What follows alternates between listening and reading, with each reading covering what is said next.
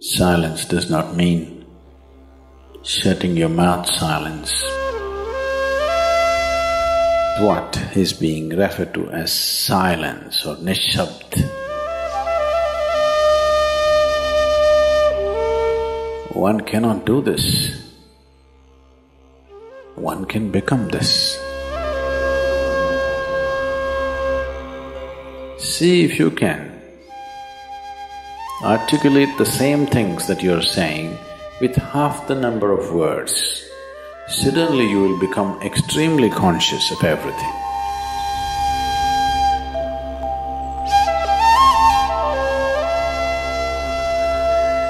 The wind makes its own sound, so does the water.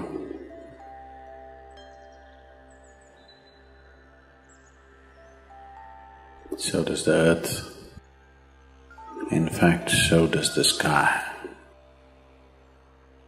All the celestial objects are making their own sounds. There are sounds of pain, sounds of pleasure, sounds of misery, sounds of joy. For everything there is a sound. With human life, it's very true. Sounds of life, and there are sounds of death, and there are even sounds of silence.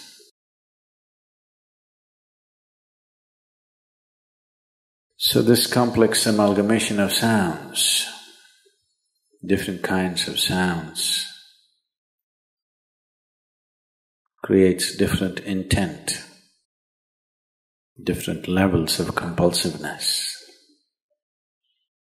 different levels of bondage, and different possibilities of entanglement.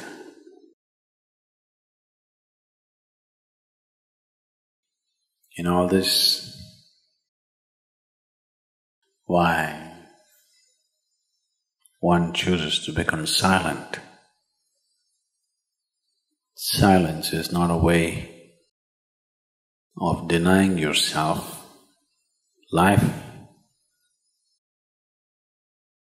It is not even about denying yourself articulation. Silence is about moving from compulsiveness to consciousness. All sounds represent different forms and different dimensions of compulsiveness. When one chooses to become conscious, not be entangled in the compulsive nature of the existence, he naturally chooses to become silent.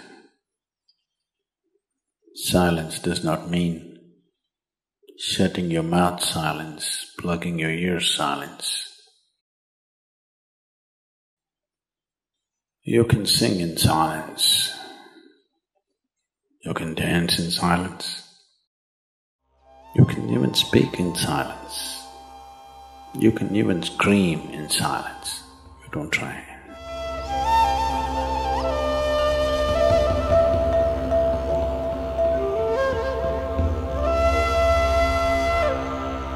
That does not mean when everybody is silent you scream. That is not screaming in silence.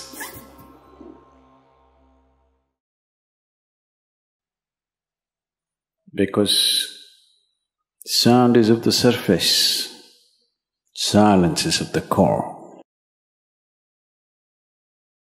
It is only the surface which makes the sound. See, now the water is hitting the surface and making the sound. Deep down, there is no sound. That is so with life. On the surface, it is a very complex mesh of sounds, a maze of sounds happening. But at the core, there is no sound. There is no word for no sound in English language. We call it nishabd. That means absence of sound, a total absence of sound. Absence of sound means absence of reverberation. Absence of reverberation means absence of life. Absence of life means absence of creation. Absence of creation means absence of the Creator too. So a space which is beyond creation and Creator, a dimension which is beyond life and death, that is what is being referred to as silence or nishabd.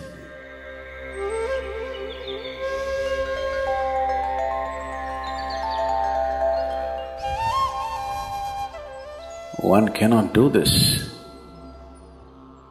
One can become this. Commonly, there are two words employed to describe this. One is maun, that means you're practicing silence, you're not silent. You shut your mouth and you're remaining in maun. This is not nishabd. Maun means you're practicing silence. If you're practicing something, obviously you're not that. Are you life or are you practicing life? I'm asking you. Are you life or are you practicing life? Practicing life? No, your life. Maybe not very well practiced, but your life. Similarly, there is a difference between practicing silence and becoming silence. Practicing silence starts as a certain restriction, but slowly, as one practices silence, one can possibly become silent. One can become silent in intense activity, but nobody can keep up intense activity forever. Moments of intense activity are only moments. Nobody can sustain it. You'll expend yourself. Only if you can achieve it in inactivity, it is sustainable. If something is possible only in intense activity, it is never sustainable. In a very intense and ecstatic moment of singing, somebody may become or taste a moment of silence. But how long can you keep it up? Your throat will tear. And your neighbors may kill you. Possible. So this possibility of coming to silence or becoming silent also means to become still, to become utterly still. Stillness can be achieved in so many ways. If you watch a snake, he's still. If you watch a tiger which is on a hunt, absolutely still, charged but still. These are all different dimensions of stillness practiced for survival. If a snake moves too often, he'll get killed. If a tiger does not know how to be still, he'll never get his food. These are all acts of survival. A human being, for survival, he has to be active. Only when his vision falls upon something which is beyond survival, then he will think of stillness. Then he will understand as he observes himself, as he notices the complexity of one's compulsions. He understands the only way to solve it is to become still. to train this body, to train this mind, to become still.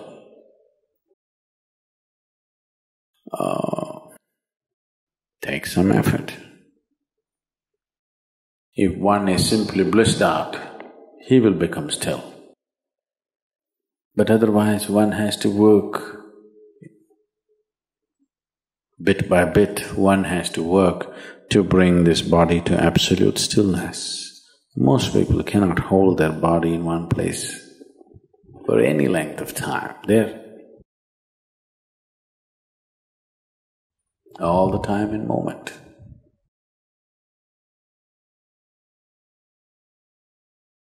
As it is said, a man is ill only because he does not know how to be still.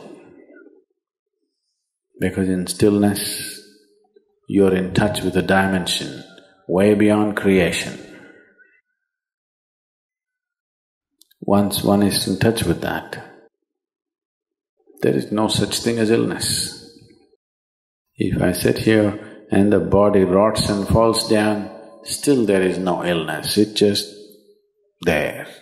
Because in fact, when one becomes utterly still, he may not be able to hold on to the body unless he learns the tricks, the mechanism of the body. So why should I become still? Will I lose my body? Anyway, you will lose your body. When the time to lose your body comes, if you want to lose it gracefully, then you must know at least a little bit of stillness. If you want to put your body down like you can put this piece of cloth down, with the same ease, with the same gracefulness, then you need to have some stillness in you. Otherwise, you and your body, you have to be torn apart, which is an ugly thing to do. When you're being torn away from your body, it is an ugly and painful thing to do, unless you can keep it down. There's no grace in life. So if one has to attain to that grace, at least a certain amount of stillness has to enter your life. For this to happen, a certain level of silence has to enter your life. If right now if it is not coming, at least practicing a little bit of maum. In an hour, if you're speaking 1573 words right now, how many more? How many words do you spit out in a minute? 1573, you're actually doing that many? I thought that's impossible. Okay, I believe you. So whatever number you're doing, see if you can articulate the same things that you're saying with half the number of words. Suddenly you will become extremely conscious of everything. Right now, our oral diarrhea is happening. If you're doing 1573, it's diarrhea, okay. Now, if you have to hold back half the words and still say the same things, now you have to be very conscious, otherwise you cannot say it. Just try this and see. Tomorrow, one day. In an hour, normally what number of words you utter, make it half. Don't curtail your activity, still say the same things. But with half the words, how wonderful the whole world will feel, you know.